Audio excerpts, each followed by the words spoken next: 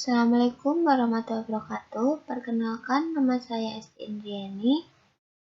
Saya dari program komputerisasi akuntansi, mewakili kelompok 8 yang anggotanya terdiri dari Khairul Anwar, Aziz Nur Fauzi, Ahmad Bagus Rizky, dan saya sendiri akan mempresentasikan sebuah analisa dan perancangan sistem informasi penjualan makanan secara online. Penjualan makanan secara online. Peranan suatu teknologi saat ini memang tidak diherankan lagi dan dapat memudahkan berbagai macam aktivitas sehari-hari. Dengan adanya interconnected networking atau internet, berbagai macam hal tentang teknologi saat ini sudah tersebarluaskan melalui World Wide Web yang banyak dimanfaatkan dan dikembangkan oleh manusia. Dalam hal ini, banyak sekali pihak dan golongan masyarakat yang memanfaatkan perkembangan teknologi memicu berbagai kalangan untuk menciptakan susunan yang terangkum dalam artikel secara online, yaitu website. Hal tersebut dapat dikategorikan dalam berbagai bidang. Banyak yang mengembangkan dalam hal kesehatan, edukasional, jejaring sosial, elektronik, dan kuliner. Perancangan sistem informasi telah banyak dibuat sesuai dengan kebutuhan manusia. Untuk itu, penulis meyakinkan dengan pembuatan sistem informasi penjualan makanan dapat memudahkan kebutuhan yang saat ini sedang dialami untuk berbagai pihak yang bersangkutan. Pendahuluan, persaingan usaha yang ketat mengharuskan perusahaan untuk berfokus kepada kebutuhan yang diinginkan oleh konsumen. Perusahaan mulai mengubah pola pikir dan orientasi keuntungan ke arah faktor-faktor potensial lainnya, seperti kepentingan pelanggan dan tingkat kepuasan pelanggan menjadi faktor utama yang harus diperhatikan oleh perusahaan. Kondisi bersaing bisnis yang terjadi saat sekarang ini membuat perusahaan harus menyadari dengan cermat target pasar yang disetujuinya dan tingkat kualitas produk dan jasanya. Selain itu, faktor penting yang harus dipertimbangkan oleh perusahaan dalam menghadapi persaingan bisnis adalah tingkat value yang mampu memberikan kepada pelanggan dari hari ke hari. Beberapa riset yang telah dilakukan menunjukkan bahwa strategi bisnis mempertahankan pelanggan lama lebih menguntungkan daripada menarik pelanggan baru. Sekarang ini, perkembangan usaha di Indonesia sudah semakin berkembang, terlebih berbasis web atau online. Hasil menunjukkan bahwa perancangan sistem informasi penjualan dan pemesanan berbasis web dapat memantau konsumen dalam mengakses informasi mengenai produk yang dijual dan dalam melakukan pemesanan produk. Mengimplementasikan sistem informasi yang meliputi implementasi perangkat lunak, perangkat kertas, basis data antarmuka dari aplikasi yang dihasilkan. Tahap akhir adalah mengadakan pengujian terhadap aplikasi. Latar belakang. Tahun semakin berlalu, tentunya generasi akan digantikan oleh generasi baru. Banyak orang selalu menginginkan suatu kegiatan yang praktis dan tidak memakan banyak waktu. Lahirnya sebuah pemikiran seperti ini merupakan langkah awal akan perubahan yang ada. Banyak sekali sektor ekonomi masih menggunakan sistem manual untuk mengelola bisnis mereka. Namun kali ini pembahasan yang akan diambil mengenai sistem pemesanan makanan yang sedang layak dilirik oleh para pebisnis di bidang food and beverage. Apalagi di era COVID-19 yang sudah melanda negara sejak 2020 lalu. Jasa pemesanan makanan via online sangat membantu para investornya.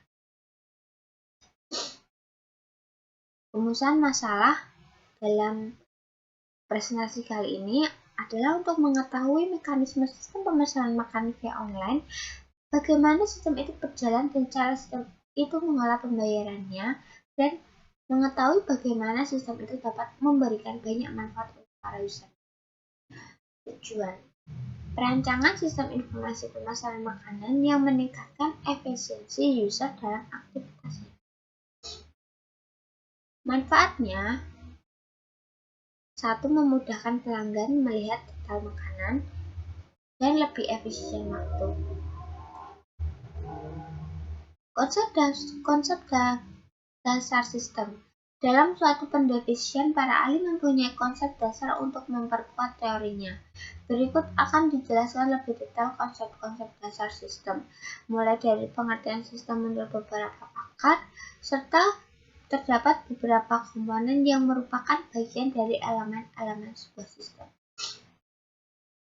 Menurut Andri Kristanto, yang dimaksud dengan sistem adalah jaringan kerja dari prosedur yang saling berhubungan, kumpulan berkumpul bersama-sama untuk melakukan suatu kegiatan atau menyelesaikan suatu sasaran tertentu. Sistem juga merupakan kumpulan elemen-elemen yang saling terkait dan bekerja untuk memproses masukan atau input yang ditujukan kepada sistem tersebut dan mengolah masukan tersebut sampai menghasilkan keluaran output yang diinginkan. Sedangkan menurut Jogianto dalam Yaku, sistem adalah suatu jaringan kerja yang prosedur-prosedur yang saling berhubungan berkumpul bersama-sama melakukan suatu kegiatan untuk tujuan tertentu. Dan dari sini dapat disimpulkan bahwa sistem merupakan seperangkat elemen yang saling berhubungan yang bersama-sama mencapai suatu tujuan tertentu dalam 6 proses yang teratur yang dapat mendukung sistem yang lebih besar dan saling memiliki ketergantungan untuk mencapai tujuan tertentu. Perancangan sistem layan pesan antar makanan. Dengan menggunakan sistem layanan antar makanan secara manual, maka kurir atau pihak restoran akan mempunyai kendala, yaitu beberapa customer yang sedang memesan makanan dan takut adanya oknum yang tidak bertanggung jawab dalam memesan makanan. Maka dibuatlah sistem pelayanan antar makanan ini agar para pelanggan mudah memesan makanan dan pihak restoran tidak takut lagi adanya oknum yang tidak bertanggung jawab memesan makanan karena lokasi customer yang sudah diketahui oleh pihak restoran. Data flow diagram. Di sini bisa kita lihat ada username, pelanggan memasukkan username mereka serta ID usernya. Kemudian pada kolom kategori akan memasukkan file nama dan ID kategori. User akan menemukan nama menu, harga, lokasi, ID kategori, dan akan memulai untuk memilih menu.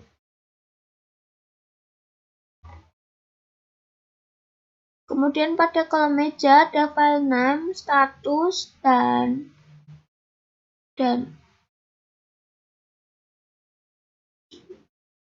pada kolom meja terakhir ada nomor meja, status pesanan, tanggal pesan, dan nomor setruk.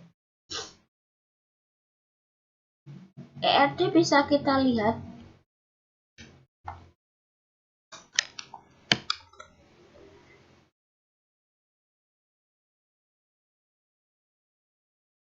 pada sistem informasi ini akan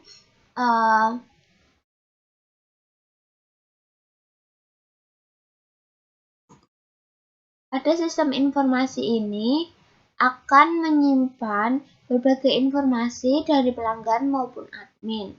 Untuk pelanggan sendiri, setelah login dan memesan makanan, maka otomatis pesanan akan terinput ke dalam sistem informasi. Kemudian admin juga akan menerima hasil dari pesanan tersebut. Kemudian akan mengembalikan lagi hasil pesanan agar diteliti oleh pelanggan, dan admin juga akan menunjukkan pembayarannya. Kemudian setelah pelanggan menyetujui pembayarannya, maka pesanan otomatis akan diantar oleh driver. Dan pesanan kemudian akan masuk untuk disediakan. Di atas merupakan DPD level 0. Pada diagram di atas dijelaskan bahwa sebelum customer memesan makanan, maka harus registrasi terlebih dahulu supaya pihak restoran mengetahui biodata customer dan mengetahui lokasi customer. Berbeda saat ini sesudah registrasi, maka customer bisa memesan makanan yang diinginkan. Maka pihak restoran akan mengetahui makanan apa saja yang sudah dipesan oleh customer. Lanjut ke DFD level 1. DFD level 1 ini lebih ke menjelaskan penjabarannya daripada DFD level 0 yang tadi.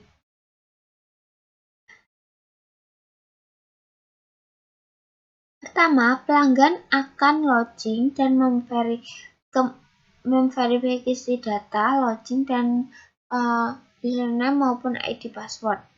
Kemudian, data otomatis akan diregistrasi oleh admin, dan admin akan memverifikasi registrasi data tersebut. Kemudian, pelanggan akan mendapatkan verifikasi login. Kemudian, data pelanggan akan otomatis tersimpan ke dalam sistem informasi data pelanggan. Admin akan meneruskan pemesanan makanan dari pelanggan, kemudian akan